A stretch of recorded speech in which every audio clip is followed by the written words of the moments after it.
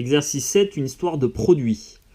Combien de carrés unités peut-on mettre dans un carré de côté 3 ? Alors on a dessiné juste à côté ici un carré de côté 3. Et combien a-t-on de carrés unités à l'intérieur ?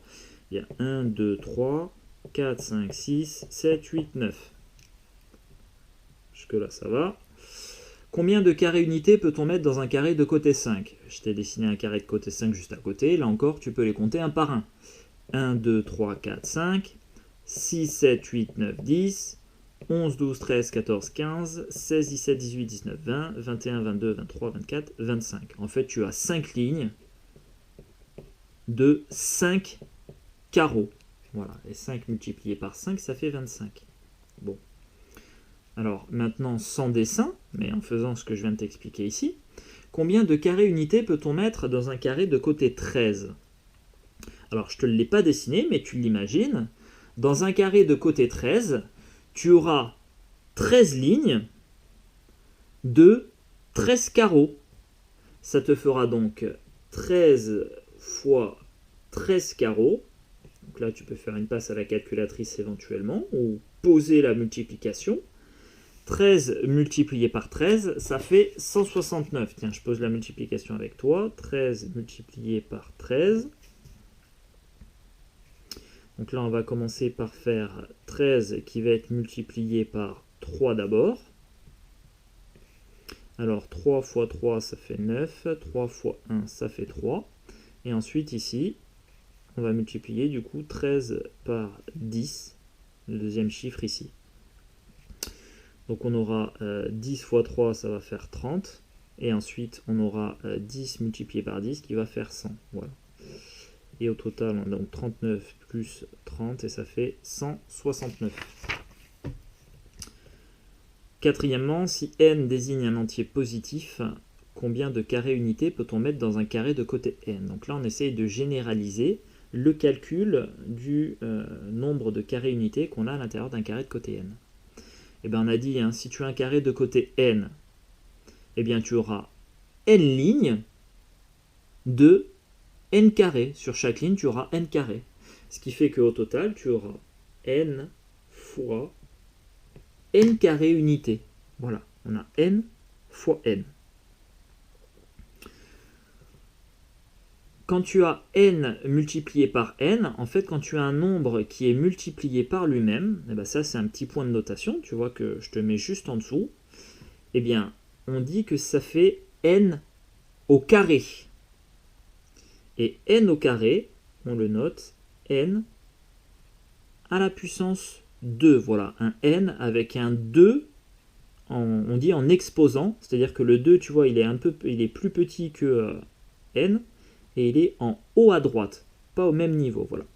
Donc quand tu as un nombre multiplié par lui-même, n fois n, ben, on dit que ça fait n au carré. Et on le note un n avec un 2 en haut à droite ici. Voilà. Donc ça, c'est un petit point de notation qu'il va falloir retenir. Cinquièmement, combien de, donc là on passe en dimension 3, combien de cubes unités peut-on mettre dans un cube de côté 3 ? Alors je t'ai dessiné un cube de côté 3 ici. Je te demande combien de petits cubes tu as dedans. Voilà. Eh bien, tu peux essayer de les compter, mais souvent, à notre niveau, on a quelques difficultés à se représenter le cube en 3 dimensions, et en fait, on a tendance à oublier certains cubes qui sont cachés, qui se trouvent derrière, si tu veux, sur les faces de derrière. La meilleure idée, je pense, pour compter, consiste à le faire tranche par tranche. Regarde. Ton cube ici, tu vas avoir 3 étages. Je vais te représenter un étage ici, qui va être une tranche du cube.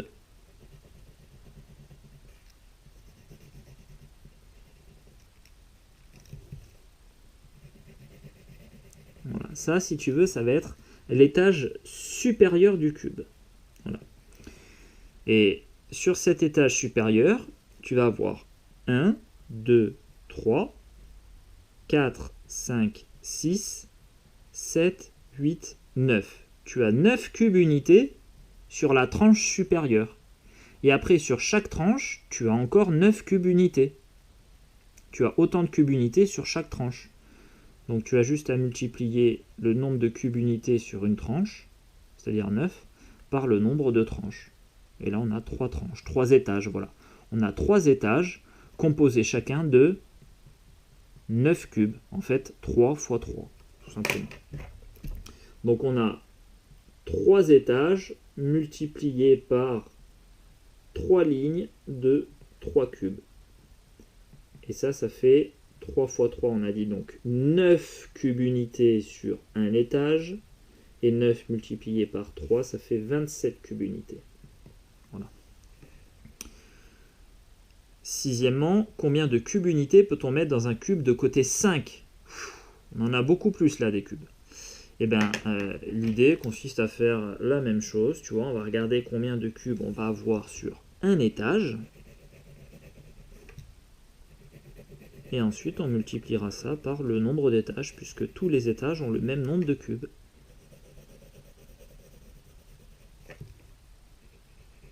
Voilà. On a dit, on a un étage ici. Ensuite, on a deuxième étage, troisième étage, quatrième étage et cinquième étage. Et sur chaque étage, on a 5 lignes. 1, 2, 3, 4, 5. 5 lignes de 1, 2, 3, 4, 5 cubes. Voilà. Donc on a 5 étages multipliés par 5 lignes de 5 cubes. Et ça fait au total 125 cubes unités.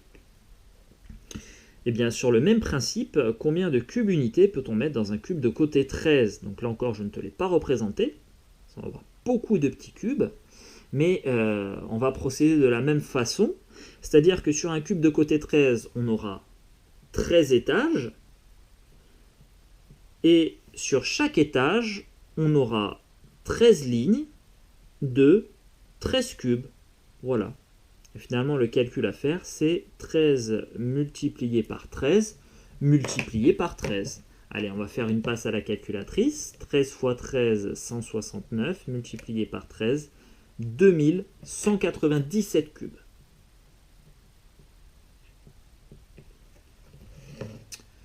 Et maintenant, on va essayer de généraliser le calcul. Si n désigne un entier positif, combien de cubes unités peut-on mettre dans un cube de côté n? Eh bien, on aura n étages de n lignes de n cubes. Ça fait donc n fois n fois n. Et comme ce qu'on a fait ici en question 4, tu vois, quand on a n qui est multiplié par n, on a dit que ça faisait n au carré. Ça, c'est valable pour n'importe quel nombre. Un nombre multiplié par lui-même, ça fait ce nombre au carré. C'est une notation. Bon. Eh bien, quand 3 fois on multiplie le nombre par lui-même, tu vois, là, on a n fois n fois n, eh bien, on le notera n au cube. Puisque ça revient à calculer le nombre de cubes unités qu'on a dans un cube de côté n. Donc, on dit n au cube, et on le note un n avec un petit 3 en exposant, c'est-à-dire en haut à droite. Voilà. Donc, n fois n, ça fait n au carré, ou encore n à la puissance 2. Et n fois n fois n, ça fait ce qu'on appelle n au cube, ou encore n à la puissance 3. C'est ce que je te résume ici. Petit point de notation, voilà, ça c'est à connaître. C'est un vocabulaire qu'on emploie en mathématiques.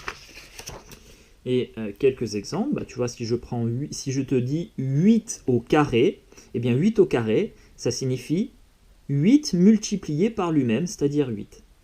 Et 8 fois 8, ça fait 64.